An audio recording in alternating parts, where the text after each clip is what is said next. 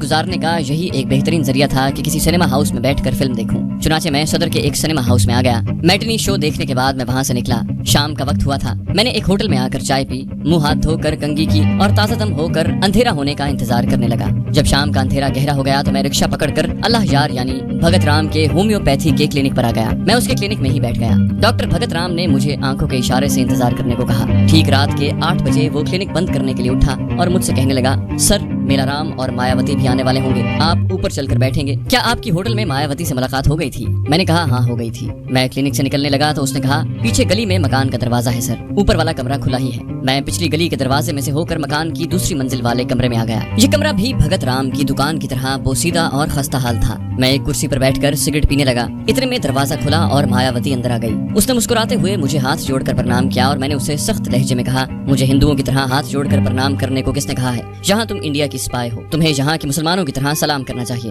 وہ I am sorry کہتی ہوئی میرے سامنے والی کرسی پر بیٹھ گئی اور بڑے لگاوٹ سے بولی، سر اگر آپ آج رات کا کھانا میرے ساتھ ہوٹل میں کھائیں تو مجھے بڑی خوشی ہوگی۔ سر میں آپ کو ایک بڑی خفیہ بات بتانا چاہتی ہوں۔ یہ ایسی راز کی بات ہے کہ بھگت رام اور میلا رام کو بھی نہیں معلوم۔ میرے کان کھڑے ہو گئے۔ میں نے سوچا کہ اس کی دعوت قبول کر لینی چاہیے، ہو سکتا ہے پاکستان میں اسمگل کیے گئے کچھ اور بھارتی تخریب کاروں کا سراغ مل جائے۔ میں نے اس کے ہاتھ کو اپنے ہاتھ میں لے کر دباتے ہوئے انگریزی میں جواب دیا، مایاوتی میں تمہاری ڈنر کی دعوت قبول کرتا ہوں۔ وہ اتنی خوش ہوئی کہ اس نے میرا ہاتھ بے اختیار ہو کر اپنے ہونٹوں سے چوم لیا۔ میں نے بھی اپنا ہاتھ نہ کھینچا۔ میں اسے خفیہ راز معلوم کرنے کی خاطر اس سے بھرپور تعاون کرنا چاہتا تھا۔ میں نے کہا، میٹنگ ختم ہو گئی تو میں تمہیں کہوں گا کہ تم اپنے ہوٹل واپس چلی جاؤ، تم اسی وقت چلی جانا اور اپنے کمرے میں میرا انتظار کرنا۔ میں خواہ رات کے 11 بج جائیں مگر میں تمہارے پاس ڈنر کرنے اور تم سے خفیہ راز معلوم کرنے ہر حالت میں پہنچوں گا۔ مایاوتی نے اپنا چہرہ میرے کندھے کے ساتھ لگایا۔ باہر سے آدمیوں کے سیڑھیاں چڑھنے کی آوازیں آئیں۔ مایاوتی جلدی سے الگ ہو کر بیٹھ گئی۔ بھگت رام کے ساتھ میلا رام بھی تھا۔ کمرے کی جلتی بتی کی روشنی میں میں نے میلا رام کو اوپر سے نیچے تک دیکھا۔ یہ بھارتی ہندو کسرتی بدن والا بدماش ٹائپ کا آدمی تھا۔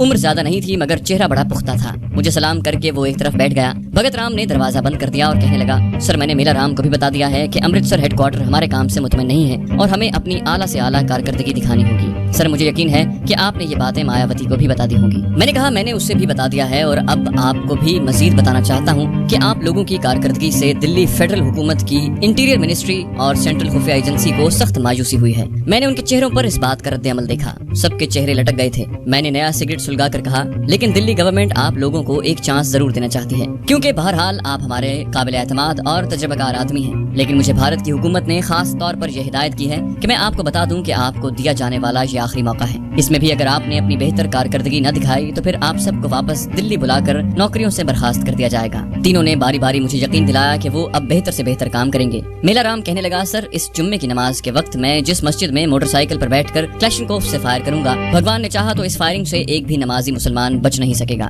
بھگت رام کہنے لگا، سر ہم کراچی کے سٹی اسٹیشن پر اس بار زبردست طاقت والا بم بلاسٹ کریں گے، آپ دیکھ لیں گے، اتنا زبردست دھماکہ ہوگا اور اتنی ہی تباہی پھیلے گی کہ کراچی والوں نے ایسی تباہی کبھی نہیں دیکھی ہوگی۔ میں نے کہا، شاباش، ایسے 2-4 کام کرو گے تو تمہارا ریکارڈ بالکل صاف ہو جائے گا اور میں بھی تمہاری سفارش کر سکوں گا۔ پھر میں نے بھگت رام سے کہا، تم لوگوں کے پاس اسلحہ بھی ناقص ہوتا ہے اور تمہارے بم بھی ٹھیک وقت پر نہیں پھٹتے، ہمیں اس قسم کی رپورٹیں بھی پہنچی ہیں، مجھے ابھی چل کر وہ بم اور اسلحہ دکھاؤ جو تم لوگ آئندہ چند دنوں میں استعمال کرنے والے ہو۔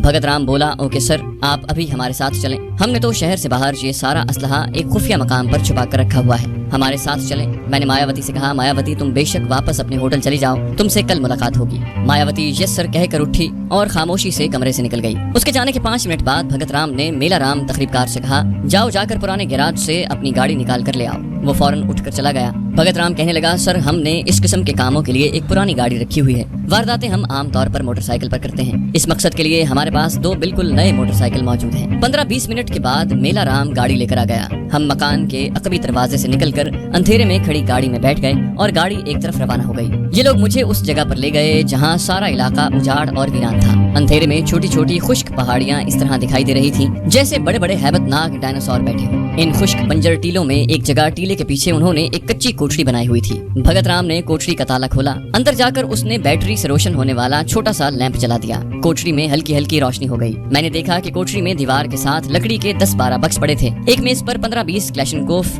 10 دستی بم، پستول، گولیاں اور ٹائم بم رکھے ہوئے تھے۔ میں نے انہیں غور سے دیکھا۔ میلا رام کہنے لگا، سر یہ گرینیڈ بڑے زبردست ہیں، اس بار ہم مسجد میں کلاشنکوف کی فائرنگ کے ساتھ 4 گرینیڈ بھی ماریں گے۔ میں نے ایک گرینیڈ اٹھایا اور اس کا جیسے معائنہ کرنے لگا۔ پھر ان لوگوں کی توجہ دوسری طرف کرنے کے لیے میں نے لکڑی کے بکسوں کی طرف اشارہ کیا۔ ان بکسوں میں کیا ہے؟ भगत राम और मेला राम दोनों भारतीय दहशतगर्द लकड़ी के बक्सों के पास चले गए थे। मैं यही चाहता था। मैंने अपने हाथ में पकड़ा हुआ ग्रेनेड जैकेट की जेब में रख लिया और उनके पास जाकर बक्सों का मुआयना करने लगा। मेला राम कहने लगा, सर इन बक्सों में धमाका खेज बारूद है, हम इससे खुद भी बम तैयार करते हैं। मैंने सख्त मिजाज इंस्पेक्टर की अदाकारी करते हुए उससे कहा, तुम लोग नाकिस बम तैयार करते हो, मुझे एक बम तैयार करके दिखाओ। भगत राम ने जल्दी से एक बक्स को खोल दिया। उसमें बारूद की छड़ियां रखी हुई थी, साथ ही नस्वारी रंग की बड़ी स्कॉच टेप और टाइमर भी थे। भगत राम और मेला राम बारूद की छड़ियों को जोड़कर टाइम बम तैयार करने में लग गए। मैंने गोशाए चश्म से मेज के कोने की जानिब देखा। वहाँ वो ताला पड़ा था जिसको खोलने के बाद भगत राम अंदर ले आया था। मैंने इन दोनों से कहा, मैं बाहर जाकर इस इलाके का जायजा लेता हूँ कि ये जगह किस हद तक महफूज है। इतनी देर में तुम कम से कम 2 टाइम बम तैयार करके मुझे दिखाओ। मैं इस काम का माहिर हूँ, अगर कोई कमी रह गई तो मुझे फौरन पता चल जाएगा। उसके बाद तुम दोनों को वापस भेज दिया जाएगा। भगत राम कहने लगा, सर ऐसा नहीं होगा, अभी 10 मिनट में बम तैयार करके दिखाता हूँ, आप बेशक इसे चला कर देख लें। यहाँ 15 मील तक आसपास कोई आबादी नहीं है। ठीक है, मैं 10 मिनट के बाद अंदर आकर देखता हूँ। दरवाजे की तरफ जाते हुए मैंने मेज के कोने पर पड़ा हुआ ताला भी उठा लिया। कोठरी से बाहर आकर मैंने दरवाजा बंद कर दिया, लेकिन दरवाजा बंद करने से पहले मैंने जेब से दस्ती बम निकाल कर उसका पिन अलहदा करके उसे वहीं मेज पर जहाँ दूसरे दस्ती बमों का ढेर पड़ा था रख दिया था। मैं कोठरी से बाहर निकल गया। बाहर निकलते ही मैंने दरवाजा बंद करके ताला लगाया, मगर ये इतनी एहतियात से किया कि ताला लगाने और कुंडी लगाने की आवाज पैदा न हो। दस्ती बम फटने में 10-15 सेकंड का ही वक्फा होता था। मैं तेज तेज कदमों से चलता हुआ कोठरी से कुछ फासले पर जहाँ गाड़ी खड़ी थी वहाँ आ गया और गाड़ी स्टार्ट करके गियर लगाकर उसे जितनी तेज चला सकता था चलाता हुआ उसे कोठरी से दूर निकल गया। मैं दूसरे टीले के करीब ही पहुंचा था कि कोठरी में एक धमाका हुआ। उसके साथ ही धमाकों का सिलसिला शुरू हो गया। 2 या 3 सेकंड के बाद एक ऐसा धमाका हुआ कि जैसे पहाड़ी फट गई हो, जमीन ऊपर नीचे हो गई। मैंने गाड़ी को बिल्कुल न रोका। पीछे देखा तो जिस पहाड़ी के दामन में असलहा और गोला बारूद वाली कोठरी थी वहाँ ऐसे आग लगी हुई थी जैसे कोई आतिशफिशां पहाड़ फटकर उगल रहा हो। दोनों भारतीय तखरीबकार अपने तमाम गोला बारूद समेत उड़ गए थे। मैंने गाड़ी को कराची की तरफ जाने वाली सड़क पर डाल